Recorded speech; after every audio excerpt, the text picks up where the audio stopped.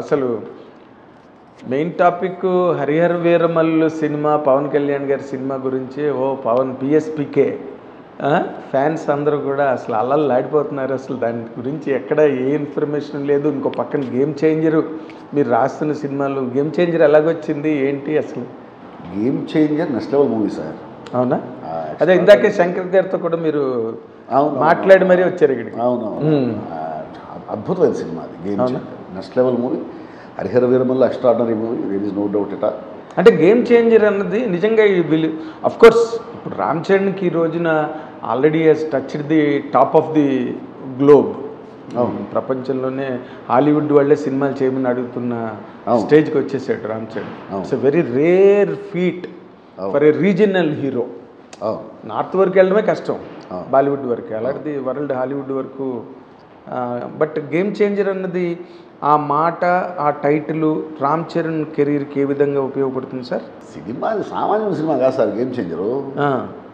మీకు అసలు ప్రతి సీను, ప్రతి షాటు మనం ఒక అద్భుతాన్ని చూస్తున్న ఫీలింగ్ కలిగిస్తుంది అది. ఆ సినిమా ఇప్పుడు త్రిబుల్-ఆర్ ఏ విధంగా అయితే ఒక నెక్స్ట్ లెవెల్కి తీసుకెళ్ళిందో గేమ్ చేంజర్ కూడా నెక్స్ట్ లెవెల్కి తీసుకెళ్తుంది. అవునా? ఆ సినిమాకి పనిచేసిన ప్రతి ఒక్కళ్ళది. ఓకే. అంటే శంకరు ఈ మధ్య రోజుల్లో కొంచెం స్లాక్ పీరియడ్లో ఉన్నాడు డైరెక్టర్గా అన్నది ఒకటి బాగా వినిపిస్తుంది సార్. అంటే తను బాగా ఆవిష్కరించుకోగలిగేటండి ఈ సినిమాలో. అంటే మళ్ళీ ఒక పాత శంకర్ కనిపిస్తారు, ఒక భారతీయుడు అలాంటి సినిమాలు. సార్ ఇప్పుడు ఒక సినిమా ఫ్లాప్ అయిందంటే దానికి 100 కారణాలు ఉంటాయండి. ఒక సినిమా ఫ్లాప్ అయినా హిట్ అయినా 100 కారణాలు ఉంటాయి. హిట్ అయితే మనం పడ్డ కష్టం ఒక సరైన వేలో వెళ్ళింది. అదే మీ ఇందాక చెప్పినట్టు ప్రతిభ అన్నది ఎలా కష్టపడాలి, ఎక్కడ కష్టపడాలి, ఒక సరైన వేలో మనం కష్టపడ్డాము, మన కష్టానికి ఫలితం దక్కింది అని అర్థం. ఫెయిల్ అయిందంటే ఆ కష్టం సరైన పద్ధతిలో పడలేదు, సరైన పద్ధతిలో కష్టపడే అవకాశం రాకపోవడానికి కూడా 100 రకాల కారణాలు ఉంటాయి. సరైన పద్ధతిలో కష్టపడడానికి మనకు కష్టపడటం చేత కాదంటే అంతకుముందు ఆల్రెడీ రుజువైంది కదా. సరైన పద్ధతిలో కష్టపడగలడు, సరైన పద్ధతిలో ఆయన ఫలితాన్ని తీసుకురాగలడు, ఒక క్లాసిక్స్ ఇవ్వగలడు, ప్రపంచాన్ని షేక్ చేయగలడు అని చెప్పేసి ఆల్రెడీ ప్రూవ్డ్. అవునండి, ఆల్రెడీ ప్రూవ్డ్. రోబో లాంటి సినిమా ఎవరు ఊహించని సినిమా తీశాడు కదా. అంతే కదా, ఎవరు ఊహించని సినిమా తీశాడు, ఇప్పుడో తీసాడు ఆయన ఇన్ని. అవునండి. ఆ తర్వాత 1-2 ఫ్లాపులు వచ్చినాయి అంటే దాని అర్థం ఆయనకి తెలియకో ఆయన చెయ్యకో కాదండి. రకరకాల సర్కమ్స్టాన్సెస్ ఉంటాయి, రకరకాల కారణాలు ఉంటాయి. కానీ అంత పెద్ద డైరెక్టర్ అలాంటి వాటికి లొంగిపోవాల్సిన అవసరం లేదు. అసలు లొంగిపోవాల్సిన అవసరం లేదు సార్. ఇప్పుడు లొంగిపోవాల్సిన అవసరం లేదండి. అంటే కారణాలు మనం లొంగకపోయినా కానీ ఏదో జరుగుతూ ఉంటాయి, ఇది మనకు తెలియదు. ఇన్ని ఆయన దగ్గర కూర్చుంటే చెప్తాడు ఆయన, సమయం సందర్భం అంతే అంతే. ఆ సమయం సందర్భం 100 ఉంటాయి. అంటే ఇప్పుడు రోబోతో అసలు ఇండియన్ సినిమాని ఒక రేంజ్కి తీసుకెళ్ళిన వాడు Shankar. There is no doubt about it. మీరు ఇందాక అన్నట్టుగా already proved content Shankar. But Ram Charan వరకు వచ్చేసరికి ఇప్పుడు Ram Charan is on the top of the world. Top of the world. ఇప్పుడు తను తీసే సినిమా ఊరికే సౌత్కి సరిపోదు, లేకపోతే ఇండియన్ బౌండరీస్కి సరిపోదు. ఒక యూనివర్సల్ అపీలో లేకపోతే ఒక యూనివర్సల్ ఎక్స్పోజర్ ఉండేటట్టుగా ఉన్న కథ అయితే ఉంటుంది. అంతేనా? అలాగే ఉంటుందండి. యూనివర్సల్ అపీల్ ఉంటుంది సినిమా. అంతేనా? అంటే ఏంటి, రామ్ చరణ్ ఫుల్ మాస్గా ఉంటాడా, లేకపోతే ఏంటి సార్? మాస్గా ఉంటాడు, క్లాస్గా ఉంటాడు, అఫీషియల్గా ఉంటాడు, హుందాగా ఉంటాడు, రగ్గిడ్గా ఉంటాడు. ఒక మనిషి జీవితంలో ఎన్ని రకాలుగా ఉంటాడో అన్ని రకాలుగా ఉంటాడు ఆ సినిమాలో. ఓకే. ఏంటి కంటెంట్ ఏంటి సార్ గేమ్ చేంజర్? కాదు ఊరికే అంటే మామూలుగా శంకర్ సినిమాల్లాగే మనం మాట్లాడుకుందాం అనుకోండి. ఫర్ ఎగ్జాంపుల్ ఒక రోబో ఒక డిఫరెంట్ ఫిల్ము, ఒక భారతీయుడు ఇంకోటి, జెంటిల్మెన్ ఇంకోటి, జీన్స్ ఇంకోటి. ఇదేంటి ఫ్యామిలీ డ్రామావా లేకపోతే ఏంటి సార్ ఇది? ఎక్కడ ఏమీ లేదు దాని గురించి. గేమ్ చేంజరు అంతే అంతే. దాని గురించి ఏం చెప్పాలన్నా కూడాను డైరెక్టర్ గారి నుంచే వస్తుందండి.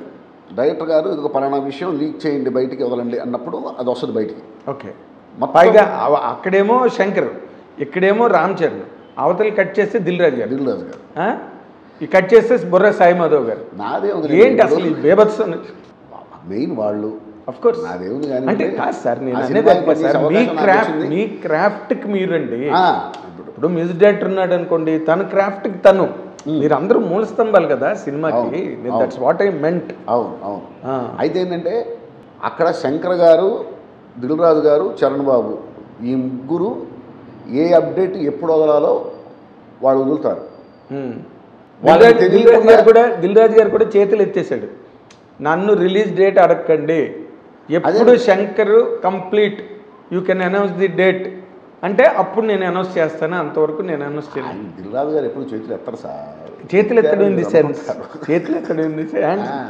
మీ రిలీజ్ ఎప్పుడండి అని అడిగితే నార్మల్గా అతను చాలా డేరింగ్గా నాకేం తెలియదు అని చెప్పటం కూడా అది కూడా అప్డేట్. ఎప్పుడు నాకేం తెలియదని చెప్పాలనుకున్నారు, చెప్పారు. సార్ మీరు మాటల రచయిత, గొప్ప మాటల రచయిత. నేను దానికి ఎన్నోసార్లు నేను రాయడం కూడా నేను రాశాను. మీరు అవన్నీ ఇప్పుడు చెప్తే ఎంత కన్ఫ్యూజ్ అవుతాం సార్ మేము. మీరు ఏదైనా గేమ్ చేంజర్ అంటే ఇగోనండి గ్యాంగ్ లీడర్లో ఉంటుంది, లేకపోతే పసివాడి ప్రాణంలో ఉంటుంది, లేకపోతే ఇంకేదోలా ఉంటుందని అంటే కొంతవరకు సంతృప్తి. ఇప్పుడు ఎప్పుడు ఏ అప్డేట్ బయటకు వదలాలనేది నేను చాలా క్లియర్గా చెప్పాను. అదేలేదు, మొత్తం ఆయన చెప్తాడు, ఇదిగో ఈ అప్డేట్ ఇప్పుడు వదలండి అంటే అది బయటకు వస్తుంది. ఎప్పుడు రిలీజ్ సార్? ఏది అది కూడా వాళ్ళే చెప్తారు సార్. మీరు చాలా బాగా మీకు బాగా ట్రైనింగ్ ఇచ్చారు సార్. అసలు ట్రైనింగ్ ఇచ్చేదే ఉంది, నిజం అదే. అంతే. సరే వస్తుంది సినిమా. నేను ఒకటి చెప్తా, ఎక్స్ట్రాడినరీ మూవీ, అద్భుతమైన సినిమా. బ్యాక్ డ్రాప్ ఏమండి? బ్యాక్ డ్రాప్ చెప్తారు, అదే బ్యాక్ డ్రాప్. సరే, హరిహర వీరమల్ ఏంటి సార్, ఎందుకు గ్యాప్ వస్తుంది హరిహర వీరమల్కి? అంటే ఎందుకు గ్యాప్ వస్తుందనేది కూడా నాకు యాక్చువల్గా తెలియదండి, వాస్తవం చెప్పాలంటే. నేను అనుకోవడం ఏంటంటే ఎలక్షన్లు ఎన్ని ఉన్నాయి కదా సార్. ఓకే, ఎలక్షన్లు కానీ అది చాలా పెద్ద పెద్ద భారీ ఎత్తు సెట్లు, కళ్యాణ్ ఒరిజినల్ సైజు. కళ్యాణ్ గారు చాలా ప్రేమించారు ఆ సినిమాని, చాలా ప్రేమించారు, ఆ కథని ప్రేమించారు. అది కూడా అంతే, ఒక న్యూ వరల్డ్ అది. ఆయనకి కొత్త సినిమా కళ్యాణ్ గారికి, ఫస్ట్ టైం ఆయన చేస్తున్న ఫోక్లర్ మూవీ.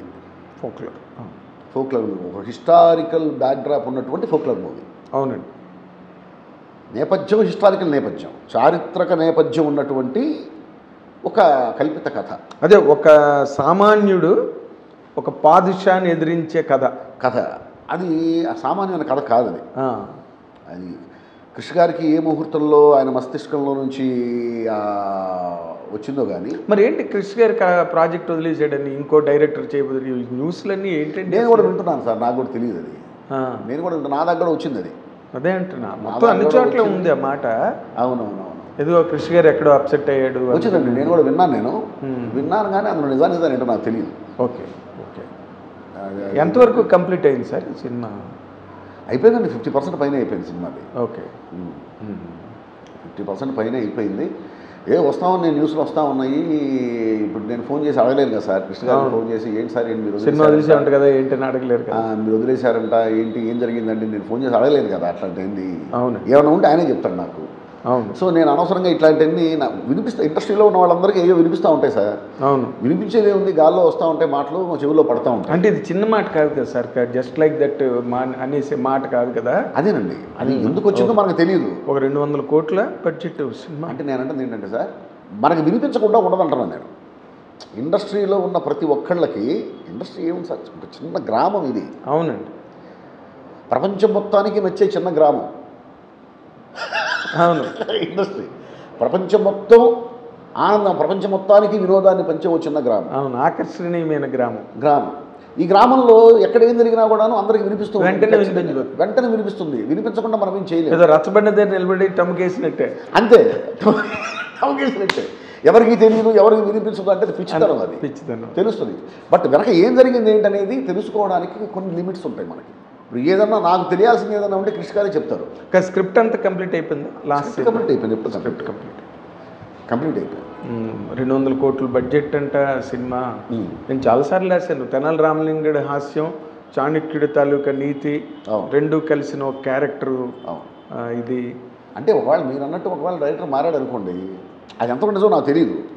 మనం ఓపెన్గా మాట్లాడుకుంటున్నాం అంతే, కెమెరా ముందు నిల్చుకుని ఓపెన్గా మాట్లాడుకుంటాం కూర్చొని. ఏం జరిగిందని తెలియదు. నాకు తెలిసే విషయం అయితే కృష్ణ గారే నాకు ఫోన్ చేసి చెప్తారు, ఆయన నాకు చెప్పలేదు అంటే నాకు తెలియకూడని విషయం అని అర్థం. అవును. తెలియాల్సిన అవసరం లేదని విషయం లేదనుకుంటే తెలియాల్సిన అవసరం లేదనుకోవచ్చు, లేకపోతే తెలియకూడదు అనుకోవచ్చు, ఏదైనా కానీ దీనికి కూడా మీకు అప్డేట్ రావాలి. సో ఆయన ఆ విషయం ఏంటో నాకు తెలియదు. బట్ ఒకవేళ స్క్రిప్ట్ కంప్లీట్ అయింది కానీ ఒకవేళ డైరెక్టర్ మారాడు అనుకోండి, డైరెక్టర్ ఇష్టం స్క్రిప్ట్ మార్చుకోవచ్చు.